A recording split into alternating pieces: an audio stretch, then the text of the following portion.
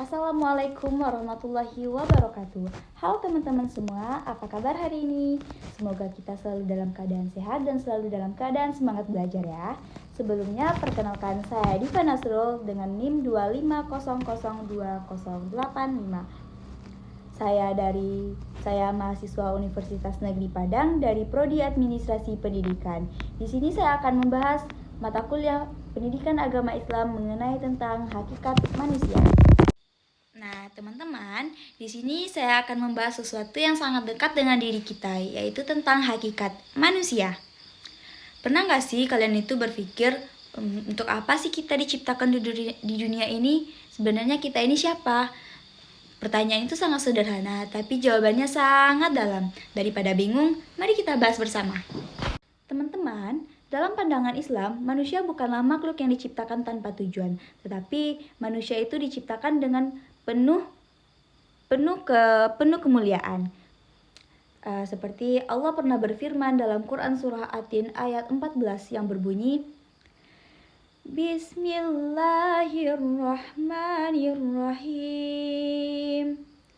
Laqad khalaqnal insana fi ahsani taqwim. Yang artinya, sesungguhnya aku telah menciptakan manusia dengan bentuk sebaik-baiknya.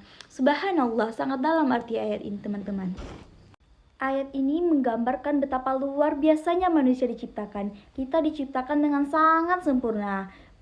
Kita itu punya hati, punya akal, punya pikiran, punya tubuh. Tapi bukan hanya itu, manusia juga diberi tugas mulia, yaitu sebagai khalifah di bumi dan hamba Allah, yang berarti pemimpin, penjaga, dan pengelola bumi yang penuh dengan tanggung jawab. Sedangkan menurut para ahli, manusia itu mempunyai beberapa sisi penting. Yang pertama itu adalah manusia sebagai makhluk individu. Yang kedua itu manusia sebagai makhluk sosial. Manusia itu makhluk sosial yang tidak bisa hidup sendiri. Kita itu butuh orang lain. Yang ketiga itu manusia sebagai makhluk spiritual. Kita punya hubungan yang sangat dekat dengan Allah. Sedangkan yang keempat itu manusia sebagai makhluk yang berakal.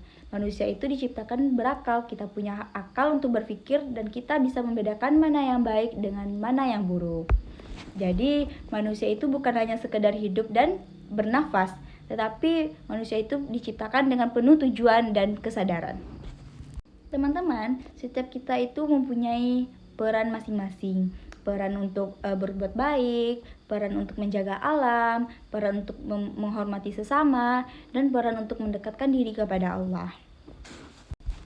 Nah, baik teman-teman, setelah kita tahu tentang hakikat manusia nih, mulai dari sekarang ayo kita renungkan apakah kita sudah menjadi manusia yang benar-benar mengenal dirinya, apakah kita sudah menjadi manusia yang benar-benar menggunakan akal dan pikirannya untuk hal-hal yang bermanfaat. Jadi teman-teman, mulai hari ini ayo kita menjadi manusia yang lebih baik lagi. Manusia yang tahu tujuan hidupnya, manusia yang bersyukur atas nikmat Allah, dan manusia yang menebarkan kebaikan dimanapun dia berada. Karena pada akhirnya kita itu bukan dinilai dari seberapa apa yang kita miliki, tetapi kita itu dinilai dari apa yang kita lakukan dan seberapa besar kita memberi manfaat kepada orang lain. Nah teman-teman, mungkin segitu saja pembahasan materi tentang hakikat manusia dari saya. Semoga yang saya jelaskan tadi dapat dipahami dan semoga kita bisa menambah wawasan kita lagi tentang hakikat manusia. Teman-teman, marilah kita menjadi manusia yang selalu bersyukur atas nikmat Allah, manusia yang selalu menggunakan akal dan pikirannya untuk hal-hal yang bermanfaat. Dan baiklah teman-teman, mungkin segitu saja video dari saya. Saya akhiri dengan wabillahi taufiq wal hidayah. Wassalamualaikum warahmatullahi wabarakatuh. Sampai jumpa lagi.